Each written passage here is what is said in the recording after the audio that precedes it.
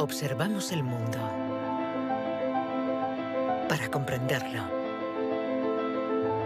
y para poder evolucionar. La inteligencia nos ha permitido forjar herramientas para comprender lo pequeño y lo infinitamente grande. Desde hace más de un siglo, psicólogos, biólogos, genetistas y neurocientíficos la diseccionan, la analizan y la miden. Hemos inventado los ordenadores y caminado sobre la Luna. Pero contrariamente a lo que podríamos creer, nuestra inteligencia individual no ha aumentado. Hoy en día, la ciencia explora las diferentes facetas de nuestra inteligencia. Pero, ¿saben en realidad los científicos qué es la inteligencia?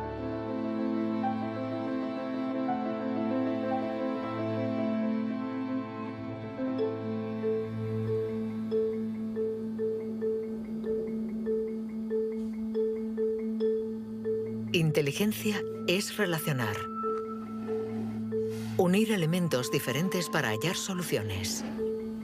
Para entenderla, hay que conseguir dividirla y aislar todos sus componentes. Los investigadores estudian sus diferentes facetas.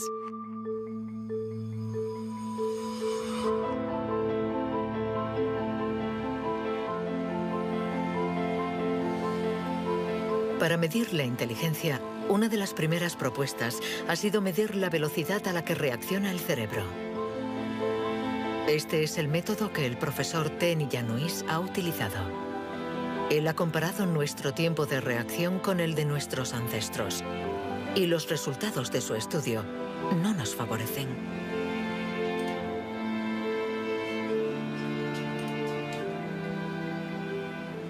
Para medir el tiempo de reacción, mostramos a una persona una luz sobre una pantalla y está pulsando un botón lo más rápido posible. Debe decir si la luz aparece a la derecha o a la izquierda. No es un acto reflejo, sino una información simple que nuestro cerebro debe procesar. Estos estudios sobre el tiempo de reacción son muy antiguos. Muchos de ellos los llevó a cabo Francis Galton, primo de Charles Darwin, entre 1860 y 1880 en Gran Bretaña. Galton hizo pruebas a muchos miles de personas representativas de la población de la época. La gente tenía entonces un tiempo de reacción muy rápido. Nosotros hemos buscado estudios comparables que hubieran sido hechos durante los últimos 120 años y hemos encontrado unos 15. Al compararlos, hemos podido comprobar que durante los últimos 150 años la gente se ha hecho cada vez más y más lenta. Para el profesor Ten Yanouis, inteligencia es velocidad. Y nuestro cerebro invierte como media 50 milisegundos más que el de nuestros bisabuelos a la hora de procesar una información simple. 50 milisegundos más puede sonar como un algo ridículamente breve. Pero si pensamos en las miles y miles de decisiones que debemos tomar cada día, y somos un poco más lentos en cada decisión, esto puede tener consecuencias muy, muy importantes.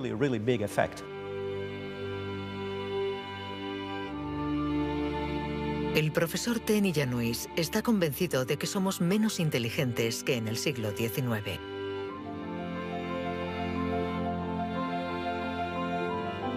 Y la prueba está en la increíble capacidad de invención de este periodo, marcado por una explosión de las innovaciones, de la creatividad, de las ideas. En el siglo XIX hubo muchas innovaciones fantásticas. Hay estudios que muestran que el número de inventos por habitante era 4 veces mayor que hoy en día. El profesor Ten Yanouis piensa que nuestra inteligencia está en declive desde hace por lo menos 150 años. Pero en el siglo XIX, Sir Francis Galton ya pensaba que los ingleses eran bastante menos inteligentes que los griegos de la antigüedad, donde no faltaban las mentes brillantes. Entonces, y los predecesores de los griegos, los hombres prehistóricos. Es extremadamente difícil medir su inteligencia. Sin embargo, en el Instituto Max Planck de Leipzig intentan responder a esta pregunta reconstruyendo el cerebro de nuestros antepasados de la prehistoria.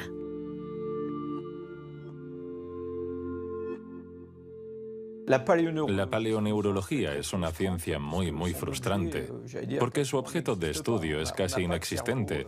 No hay cerebros fósiles. Lo que sí tenemos es la caja que contenía este cerebro.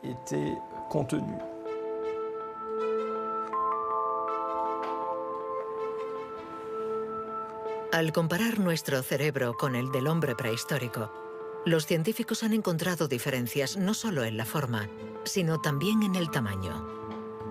Algunos de estos individuos tenían un cerebro más grande que el nuestro. Sabiendo que todo lo que somos, todo lo que pensamos, nuestros recuerdos, la personalidad, las emociones, el lenguaje, todo depende de este órgano, entonces, ¿es que la inteligencia está relacionada con el tamaño? Sería absurdo pensar que no hay relación entre el tamaño del cerebro y la complejidad de los comportamientos, es decir, la inteligencia. Esto lo vemos en el reino animal. Los animales llamados más inteligentes, en particular los cetáceos y algunos tipos de delfines, por ejemplo, tienen cerebros muy grandes, con un gran número de neuronas. Por lo tanto, encontramos en ellos algo que también encontramos en los grandes primates y en el hombre.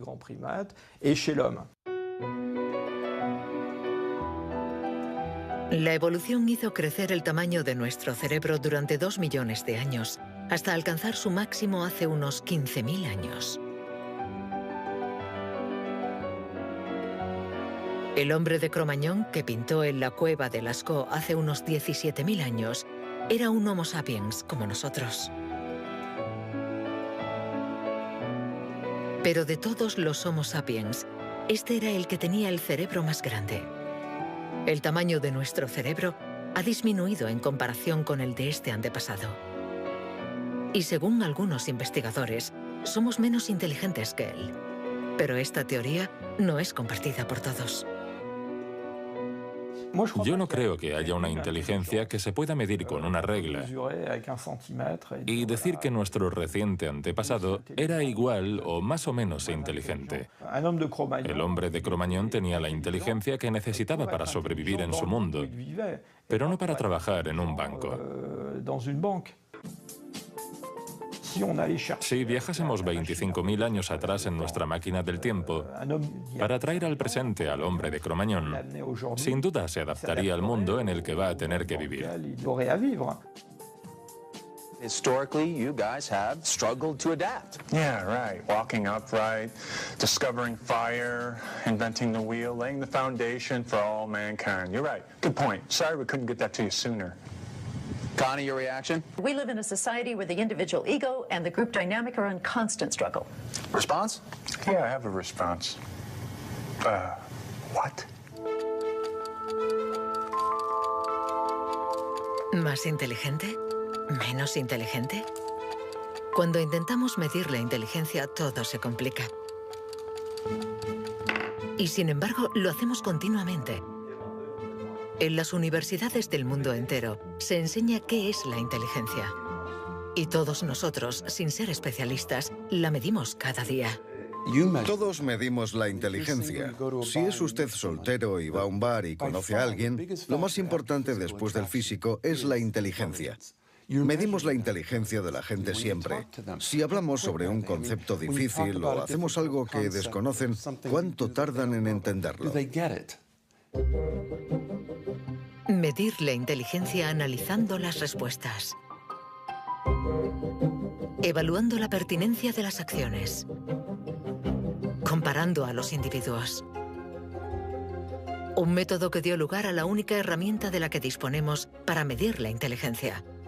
El cociente intelectual, inventado por Alfred Binet a principios del siglo XX. Alfred Binet criticó bastante a los alienistas, los psiquiatras de la época. que hacían diagnósticos para juzgar la discapacidad intelectual, separando en grandes categorías: los idiotas, que tenían el grado más alto de discapacidad, después los imbéciles y luego los tontos. En opinión de Binet, sus juicios eran discutibles, muy difusos y diferentes de un psiquiatra a otro. Él pensaba que eran necesarios unos criterios objetivos y una única herramienta de evaluación basada en criterios científicos. En 1905, el Ministerio de Educación francés pidió a Binet que encontrara la manera de detectar a los niños con dificultades escolares. Él no tenía ninguna teoría sobre la inteligencia, pero observando a sus hijas, pensó que podría hacer una evaluación a partir del razonamiento, la capacidad de comprensión y la memoria. Lo que finalmente intentó hacer fue encontrar para cada grupo de edad los problemas característicos de ese grupo. Por ejemplo, les enseñaba una foto y les preguntaba qué representaba. Señaló que los niños de 3 años enumeraban lo que había en la imagen. Hay un señor, una señora, un banco, un árbol. Los de 7 u 8 años describían la imagen. Hay un señor y una señora sentados en un banco. Y por último, los de 12 años interpretaban la imagen. ¿Están tristes? ¿O bien el señor está enfermo? Y cosas así. Así, Binet desarrolló junto a Théodore Simon el primer test de inteligencia. Había nacido el clásico test de la edad mental. Es la relación entre la edad mental dada por el resultado del test y la edad real de la persona. La cifra se multiplica por 100 para obtener el cociente intelectual. Si un niño de 10 años resuelve las pruebas de uno de 12, será un niño adelantado y tendrá un cociente de 120. La idea era relacionar el rendimiento de un individuo con el de otros individuos comparables, es decir, los que están exactamente en la misma categoría de edad, la misma cultura, etc. Y, obviamente, partiendo de una serie de puntuaciones en la prueba para una edad determinada. El cociente intelectual es la posición de un individuo comparado con el rendimiento de otros que son como él o ella, es decir, de la misma edad. Le damos al cociente intelectual un poder exagerado, porque pretende medir una cualidad tan particular como la inteligencia. Es difícil resistirse a la tentación de medirse, de compararse. Lo que sí es un poco ridículo es lo que nos encontramos actualmente en Internet, como las páginas web que calculan nuestro cociente intelectual. La gente hace el test, se encuentra con una cifra y la interpreta. Y si, por ejemplo, esta cifra no es buena, pensamos que no somos inteligentes. Es absolutamente catastrófico. El 2. Es ridículo pensar que una cifra defina a una persona. El 4. El 3. Solo un psicólogo hará un test fiable del cociente intelectual. El 2. Ya que debemos saber cómo interpretarlo en relación con el pasado del individuo, su presente El 2 y el 3. y su personalidad. Este cociente mide la inteligencia. Compara a las personas. Pero ¿nos permite saber si nuestra inteligencia ha evolucionado desde que Binet lo inventó hace más de un siglo? ¿Obtenemos mejores resultados en el test hoy? En Nueva Zelanda es donde por primera vez han respondido a esta pregunta. Allí, James Flynn ha hecho un descubrimiento sorprendente que los científicos de todo el mundo han bautizado como el efecto Flynn. El efecto Flynn supone el descubrimiento de que todas las naciones que entraron en la era industrial han obtenido mejoras considerables en los tests de cociente intelectual. He revisado toda la variedad de estas pruebas en 40 países, como en Francia, Holanda o Noruega, donde los jóvenes habían sido llamados al servicio militar. Se les ha dado cada año exactamente el mismo test, y las mejoras son muy evidentes. Hace una o dos generaciones, la gente obtenía una media de 30 respuestas sobre 60. Hoy obtienen 45. Después de evaluar decenas y decenas de estudios, James Flynn ha mostrado que desde hace más de 60 años obtenemos mejores resultados en estos test. ¿Quiere esto decir que ahora somos más inteligentes que nuestros abuelos? Un cambio en el cociente intelectual no significa necesariamente un cambio en la inteligencia. Pongamos un ejemplo. Una persona hace hoy el test por primera vez. Si hace el mismo test al día siguiente, existe un efecto de aprendizaje. Su puntuación va a ser más alta, pero no quiere decir que se haya hecho más inteligente. Solo significa que se ha familiarizado con el test. El aumento del cociente intelectual se debe en gran medida al entorno, mejor alimentación y mejor educación. Nuestro cociente aumentaría de 2 a 3 puntos por cada año de escuela, y los años de escolarización han pasado de una media de 6 a principios del siglo XX a los 11 años de hoy en los países industrializados. Todos estos cambios añadidos han incrementado los resultados. Cuando realizamos un test hoy, estamos preparados en la medida en que la escolarización y otra serie de factores nos han dado la capacidad de aplicar nuestra lógica de forma abstracta. Es decir, que podemos ver una serie de números y acertar el siguiente.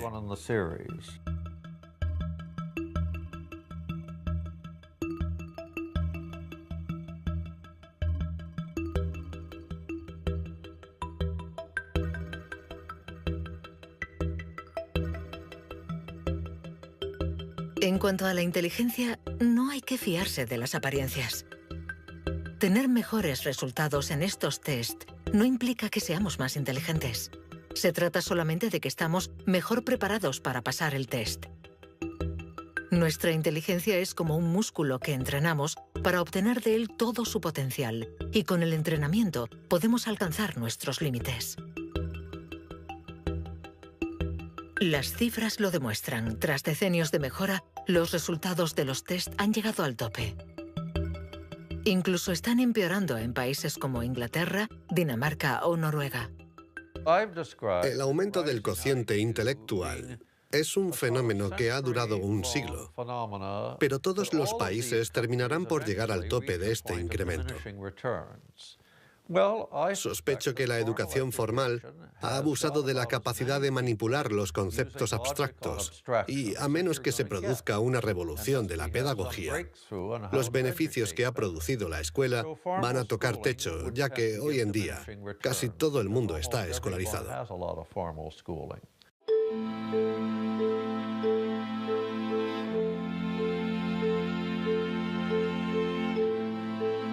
Un cociente estancado. Cerebros cada vez más lentos y más pequeños. ¿Dónde está nuestra inteligencia? Las primeras herramientas para medir la inteligencia se inventaron hace más de un siglo. Y todavía estamos influenciados por las teorías de Sir Francis Galton y Alfred Binet. Pero hoy podemos llegar más lejos. En lugar de medir lo que la inteligencia produce, pongamos nuestra atención en el órgano que produce la inteligencia.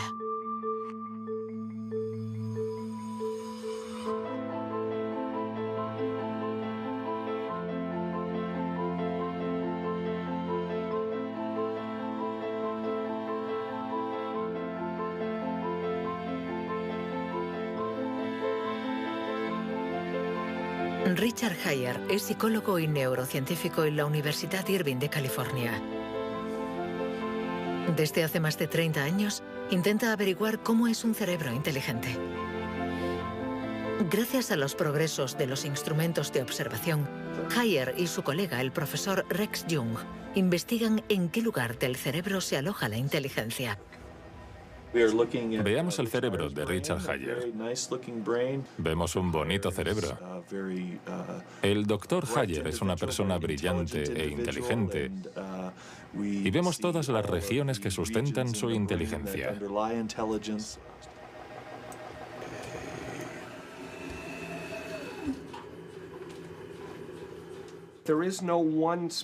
No existe ninguna zona en el cerebro a la que podamos llamar centro de inteligencia.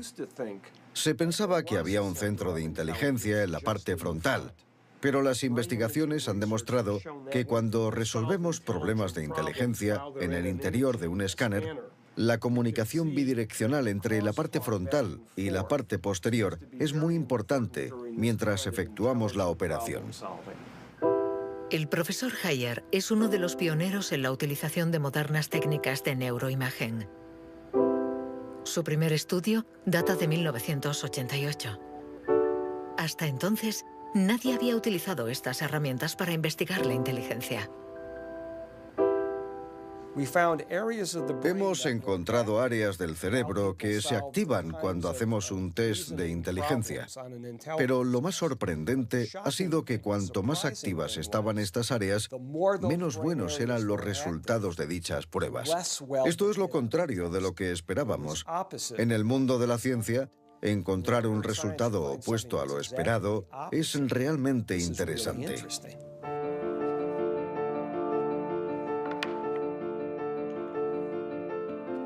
Un cerebro inteligente no es un cerebro que funciona más, sino todo lo contrario. Es un cerebro que funciona menos. Esto es lo que llamamos neuroeficacia. Ser inteligente consiste en resolver un problema con el mínimo esfuerzo.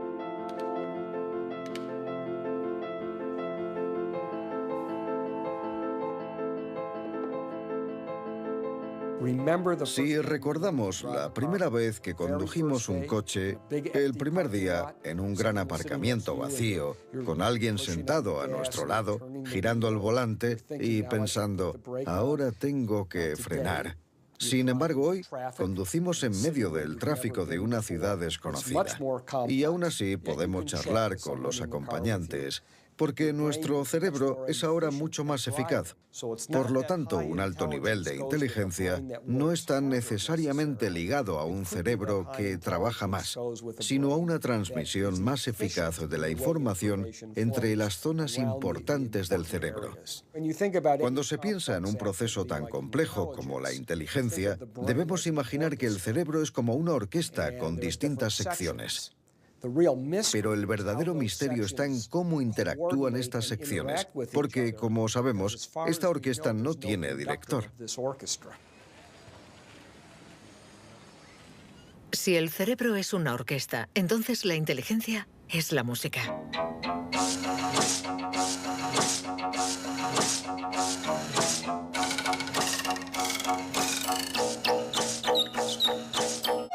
Cuando empezamos a interpretar la partitura, nunca sabemos cómo van a tocar juntos los músicos.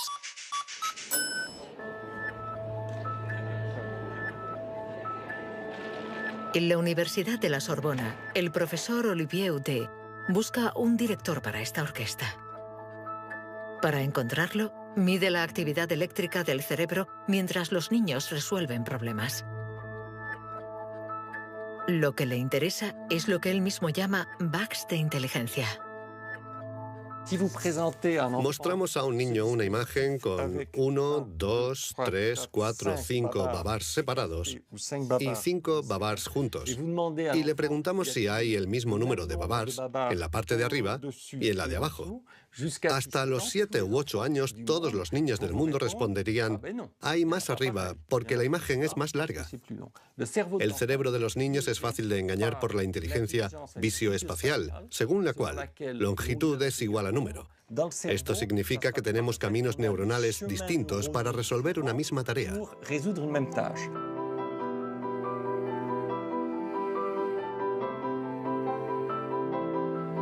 Contar o medir. Hay muchas soluciones para un mismo problema, y nuestro cerebro está continuamente luchando para inhibir las estrategias negativas. Lo que queremos mostrar, y esta es la originalidad de nuestro laboratorio, es que la inhibición es sin duda el proceso clave y positivo de la inteligencia, porque nos permite resistirnos a nosotros mismos. Resistirnos a nosotros mismos es aprender a controlar las interferencias que perturban a nuestra inteligencia. El test de Stroop es uno de los métodos de observación de estas interferencias. Consiste en decir el color de una palabra sin leerla. Azul, amarillo, rojo, amarillo, verde. ¿Rojo, verde? ¿Verde? ¿Rojo? Verde, amarillo. Amarillo, rojo. amarillo, amarillo, rojo. Amarillo, rojo. Amarillo, amarillo. Rojo, verde. Rojo, amarillo, azul, verde.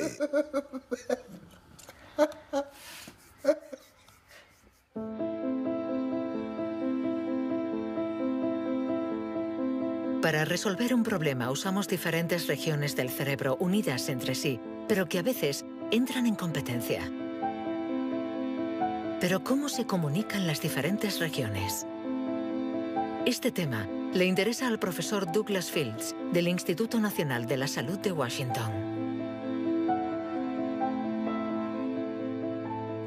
El cerebro está hecho de dos clases de tejidos, materia blanca y materia gris. Todos hemos oído hablar de la materia gris, que es donde se encuentran las neuronas, en la superficie del cerebro. Pero debajo hay miles de conexiones, de cables, de axones que conectan las neuronas formando circuitos. Y es de color blanco porque estos axones están aislados por una membrana celular llamada mielina.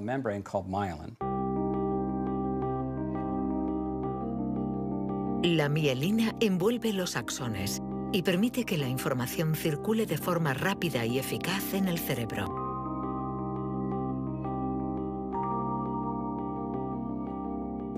Cuando nace un niño, su cerebro no está maduro. Sus funciones son mínimas. Un bebé no puede hacer casi nada. No puede alimentarse, su visión es muy limitada, no puede andar ni sujetar su cabeza. Esto se debe a que nuestro cerebro está siendo permanentemente moldeado por el entorno. Y una de las cosas más interesantes respecto a la mielina es que se forma después de nacer. La mielina es esencial para que la información circule de forma eficaz por el cerebro. Es esencial para nuestra inteligencia. Pero en la actualidad, la formación de la mielina está alterada. Barbara Demnex, endocrinóloga del Museo de Historia Natural de París, estudia cómo nuestra inteligencia está amenazada por uno de los azotes del siglo XXI. La contaminación. En cualquier parte del mundo donde vivas, estarás expuesto a ciertas sustancias químicas que interfieren en el funcionamiento de la hormona tiroidea. Esta es la hormona producida por la glándula tiroides que está en la base del cuello. Es necesaria para el desarrollo del cerebro desde las primeras etapas del feto hasta una edad más avanzada como la mía, para asegurar el mantenimiento de las funciones mentales, incluida la mielinización. La Autoridad Europea de Seguridad Alimentaria ha analizado 297 pesticidas. Entre ellos, más de 100 afectan al funcionamiento de la hormona tiroidea, como el bisfenol A, el PCB y los productos ignífugos. Productos químicos con los que estamos en contacto a diario. El equipo de Barbara Demnex ha demostrado que estos productos bloquean los receptores específicos de la hormona tiroidea de cada una de las células cerebrales y los efectos son considerables. Hay una evidencia sólida. Los científicos hemos observado los niveles de exposición en las madres. Se han comparado diferentes niveles de exposición y hemos visto que los niveles más elevados estaban asociados a una pérdida de 5 a 6 puntos de cociente intelectual en sus hijos. Cierto es que la mayoría de nosotros no percibimos la diferencia, pero es evidente que 5 puntos menos de cociente intelectual pueden suponer una gran diferencia en cuanto al éxito escolar o al éxito en la vida. Y saberlo puede ser muy preocupante para los padres.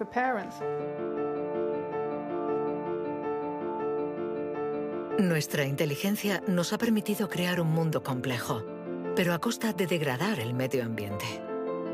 Y podríamos estar pagando el precio si esta degradación afecta a nuestro cerebro, actuando, por ejemplo, sobre la mielina. Pero si este fenómeno se confirma, ¿qué haremos? Durante más de un siglo, hemos pensado que los procesos mentales se debían solo a la actividad eléctrica de las neuronas. Pero hoy, los neurólogos han comenzado a explorar nuevos campos. Tan solo el 15% de las células del cerebro son neuronas. El resto, el 85%, no se comunican mediante impulsos eléctricos. Las llamamos glía. Nuevos métodos nos han permitido ver, para nuestra sorpresa, que las células gliales se comunican entre ellas y con las neuronas sin electricidad. Esto es un punto de partida fascinante, porque supone un cambio fundamental de conceptos respecto al funcionamiento del cerebro a nivel celular. Células gliales.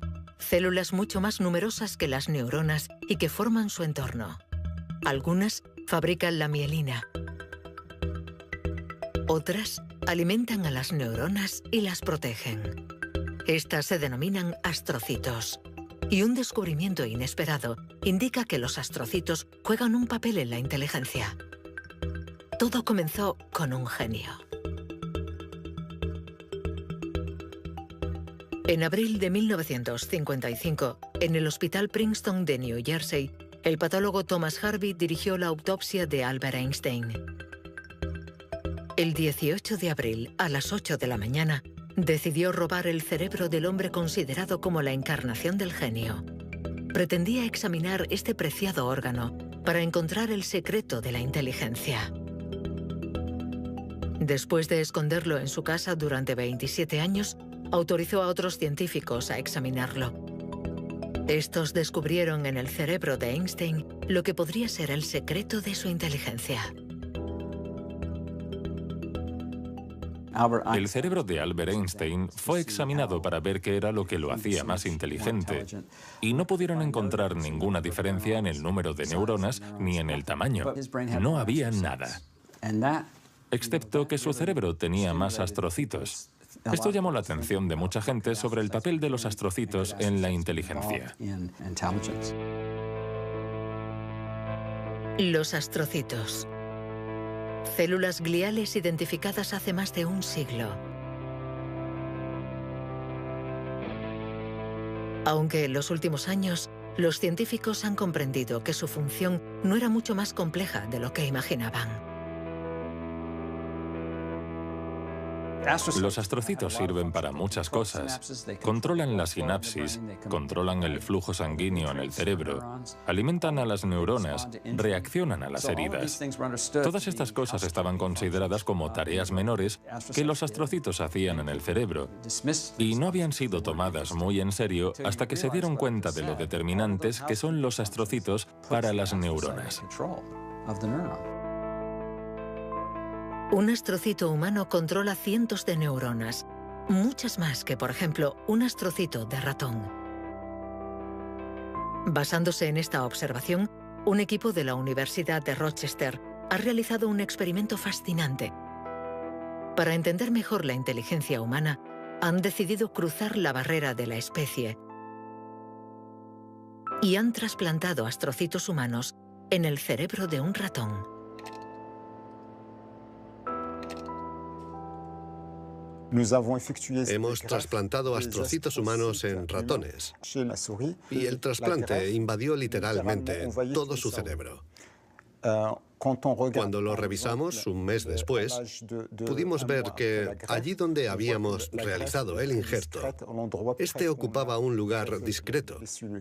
Un año más tarde, todo el cerebro se había injertado a sí mismo. Todas sus células habían sido literalmente reemplazadas por células humanas. Y nos dimos cuenta de que estos ratones tenían más memoria y más capacidad de aprendizaje que los no injertados. Para comprobar las capacidades de los ratones con el cerebro modificado, los metieron en un laberinto. ¿Resultado? Los injertados encontraron la salida 2 veces más rápido que los no injertados. Este experimento no deja lugar a dudas. Los astrocitos favorecen la memoria y el aprendizaje. Juegan un papel clave en nuestra inteligencia.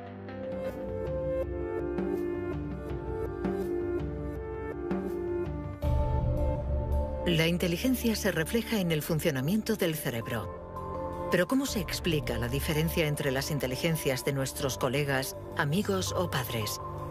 ¿Es que tienen más materia blanca, menos astrocitos o sus neuronas son más rápidas? El origen de nuestras capacidades se encuentra en parte en nuestros genes. Robert Plomin estudia la genética del comportamiento. En sus investigaciones ha visto crecer a miles de niños y gracias a ello espera poder encontrar los genes que influyen en la inteligencia. A menudo la gente desea saber en qué medida la inteligencia viene determinada por los genes. En primer lugar, hay que insistir en que la palabra determinar no es adecuada. Debemos decir influenciar, ya que, como sucede con el tamaño, está estrechamente relacionado con los genes, pero no determinado por ellos. Si somos altos, es probable que nuestros hijos sean más altos que la media, pero si están mal alimentados o enfermos, serán más bajos. Esto no es determinar, es influenciar. En otras palabras, los genes nos dan el potencial y el entorno decide el resultado final. Para entender las relaciones complejas entre genes e inteligencia, Robert Plomin ha realizado miles de test en gemelos. Los gemelos idénticos tienen la particularidad de ser clones, tienen exactamente los mismos genes. Son completamente idénticos. Mismo pelo, mismos ojos, pero ¿tienen los mismos resultados en los test de inteligencia? La respuesta es sí. Sus resultados se parecen mucho más que los de otros hermanos. Esta es la prueba de que, sin ser completamente determinantes, los genes sí juegan un papel crucial. La mayoría de los países del mundo, más de 100, dispone actualmente de registros de gemelos porque reconocen la importancia del método gemelar a la hora de calcular la influencia de los genes. La siguiente etapa de nuestras investigaciones consiste en encontrar los genes responsables de la inteligencia. Para esto, Robert Plomin ha utilizado chips de ADN capaces de detectar más de 1 millón de marcadores genéticos. Comparando el ADN de los que tenían buenos resultados en los test, Plomin quería saber si ciertos genes se dan con más frecuencia. Pero la identificación precisa de estos genes es mucho más complicada de lo que esperaba.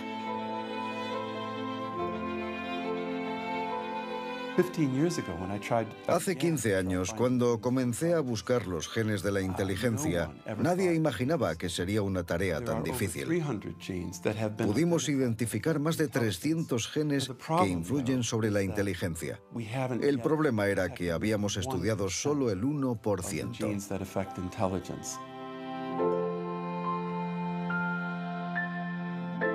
La inteligencia está influenciada por la interacción de muchos miles de genes que conforman una red increíblemente compleja. Además, producen efectos distintos en función de la región del cerebro donde actúen. Antes pensábamos que el cerebro funcionaba por áreas. Esta área controla el lenguaje, esta hace otra cosa. El cuerpo calloso comunica los hemisferios. Hoy nos hemos dado cuenta de que esto era ficción y que el cerebro actúa de forma más global. Desde un punto de vista genético, se ve más claro todavía, ya que la mayoría de los genes que actúan sobre el cerebro actúan sobre muchas regiones del cerebro. Paso a paso vamos entendiendo nuestra inteligencia. Los científicos afinan las herramientas para medirla, pero la cuestión es cómo las vamos a utilizar.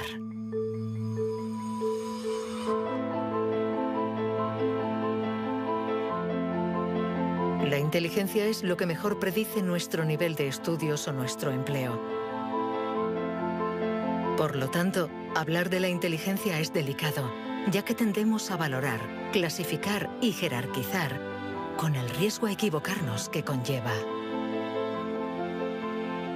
El error de razonamiento está en considerar que la inteligencia puede ser esencialmente hereditaria. Y esto nos ha llevado a divagaciones, en mi opinión, total y absolutamente ridículas. Por ejemplo, en 1924, creo, se votó en Estados Unidos una ley que restringía la inmigración mediante cupos, porque en los test daban resultados menos buenos. Y se suponía que los inmigrantes eran hereditariamente menos inteligentes. Se limitó, pues, su entrada al país para evitar un descenso en la media. Como sabemos, entraban por la isla de Ellis, frente a Nueva York, donde muchos de ellos eran devueltos, sobre todo aquellos que se anticiparon al auge del nazismo. Pienso especialmente en los judíos de Europa del Este que fueron expulsados por razones absolutamente estúpidas. Durante mucho tiempo, creímos que nuestro origen era determinante y que nuestra herencia controlaba nuestras vidas. Después, por suerte, la ciencia ha abandonado esta visión determinista. Pero la inteligencia es algo especial. Un tema tan sensible que los pasos en falso han marcado su historia. William Shockley, físico visionario y premio Nobel por su descubrimiento del transistor, resultó menos brillante en sus estudios sobre la inteligencia. Dr. Shockley, if you could answer it yes or no, I would appreciate it. Do you believe that black people are inferior in intelligence because of their heredity? What I say is this. My research leads me, and it's a tragic conclusion, really, my research leads me inescapably to the opinion that the major cause of the American Negro's intellectual and social deficits is hereditary and racially genetic in origin, and thus not remediable to a major degree by practical improvements in environment. Then what do you see as the solution to the problem? I would propose that you would offer a bonus to everyone to be sterilized. The offer is based upon the best estimates, best scientific estimates that one can have of any genetically carried disabilities. 1974, prácticamente ayer. Una época nada lejana. Algunos utilizaban el cociente intelectual para justificar su racismo y excluir lo diferente. Joseph Skobanek sufre el síndrome de Asperger, una forma de autismo compatible con un cociente elevado. Graduado en ciencias políticas, doctor en filosofía y escritor, con 6 años no hablaba una palabra. Hoy habla 7 idiomas, entre ellos el hebreo, el árabe, el persa y el azerí. Yo formaba parte de esos niños cuyo destino era la basura. Durante mucho tiempo nos dijeron que las personas autistas eran deficientes intelectuales. Autismo llegó a ser casi sinónimo de discapacidad intelectual. Sin embargo, hoy sabemos que esto no es así. Toda sociedad humana necesita una jerarquía. necesita gente que marque la diferencia. Y tendemos a resumirlo todo bajo un criterio único. En Estados Unidos, la calidad humana y las jerarquías se definen por el cociente intelectual. En Francia puede ser cualquier concurso administrativo. En la China imperial eran los famosos exámenes del mandarín. Pero todo esto reposa sobre una idea central, y sin embargo errónea, la de que hay una única escala para medir la inteligencia de la humanidad. Y todo aquel que predica estas teorías se sitúa a sí mismo en lo más alto. La inteligencia como escala única de la humanidad. ¿Pero se puede definir lo humano desde una sola dimensión? ¿Podemos ser definidos tan solo por la inteligencia cuando ella misma tiene tantas facetas distintas?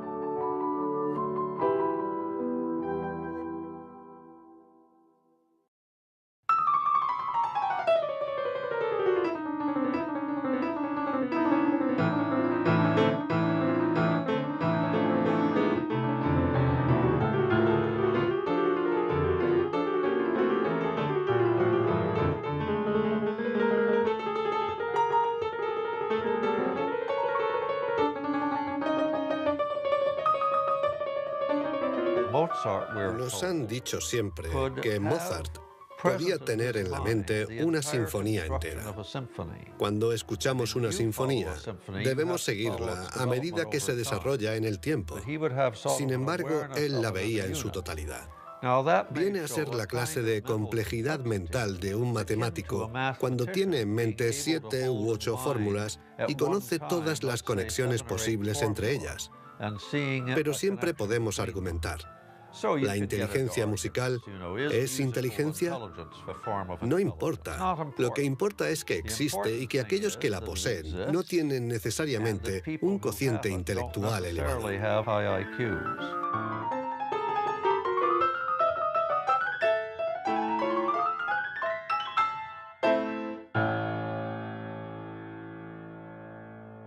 Siempre ha existido una reticencia a considerar que existen formas distintas de inteligencia y una cierta tendencia a querer determinar un cociente intelectual general. Una única escala de inteligencia donde podemos situarnos por encima o por debajo. Pero la realidad lo contradice.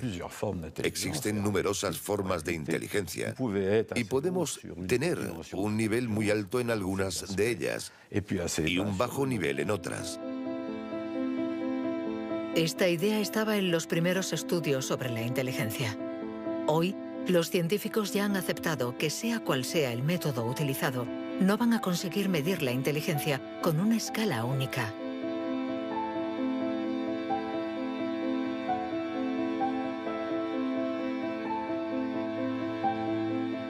En la Universidad de Nuevo México, el profesor Rex Jung está convencido de que para resolver cualquier tipo de problema usamos distintos tipos de razonamiento. Y lo que llamamos inteligencia no es sino uno más de ellos. Creo que la creatividad es otro modelo de funcionamiento del cerebro y lo que intento averiguar es si es diferente a la inteligencia o similar. ¿Estamos hablando de lo mismo o de algo distinto? Y he llegado a la conclusión de que la creatividad es un proceso de razonamiento básicamente diferente.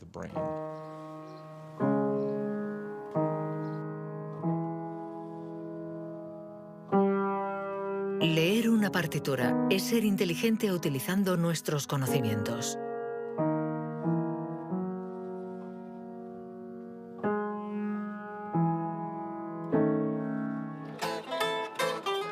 Improvisar es ser inteligente inventando y siendo creativo.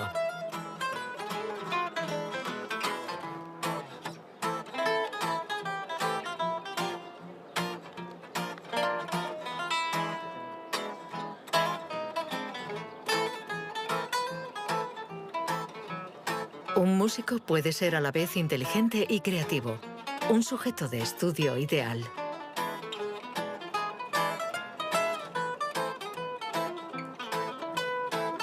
El profesor Jung ha estudiado numerosos cerebros para saber cómo pueden coexistir inteligencia y creatividad.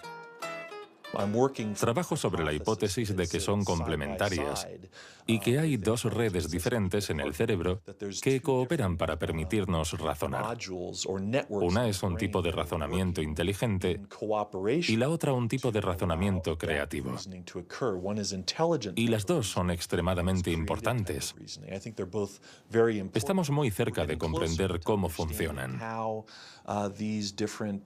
Nuestra teoría es que la red de la inteligencia se sitúa sobre todo en la superficie del cerebro. Con la creatividad las cosas son diferentes, porque depende principalmente de la llamada red de modo por defecto, situada en el interior del cerebro. Estas dos redes intercambian permanentemente información para que podamos resolver los problemas que nos plantea el mundo en que vivimos.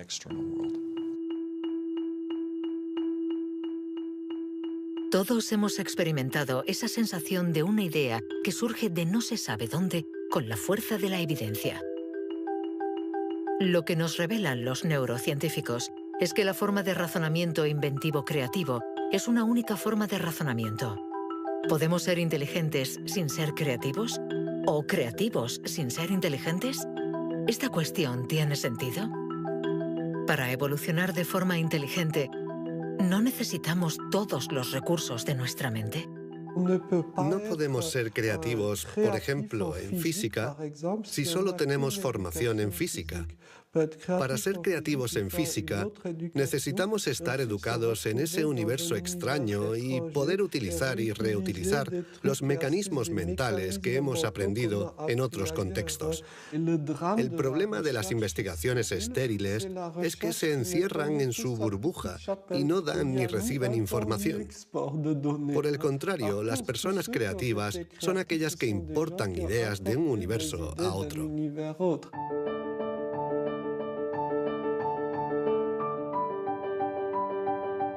Los hilos se tejen.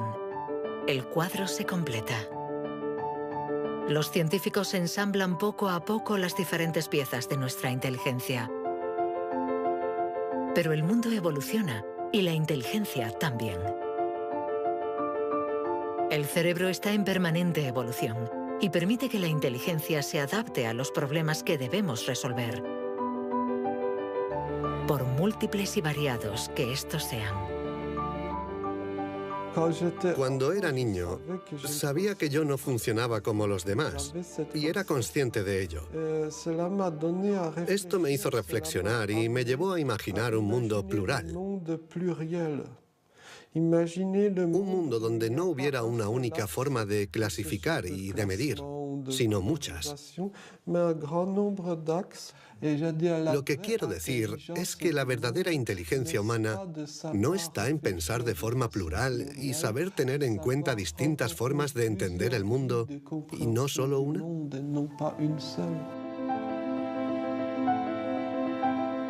El papel de la ciencia no debe ser el de decir si somos más o menos inteligentes que nuestros vecinos o que nuestros antepasados, sino el de ayudarnos a entender cómo funciona nuestro cerebro.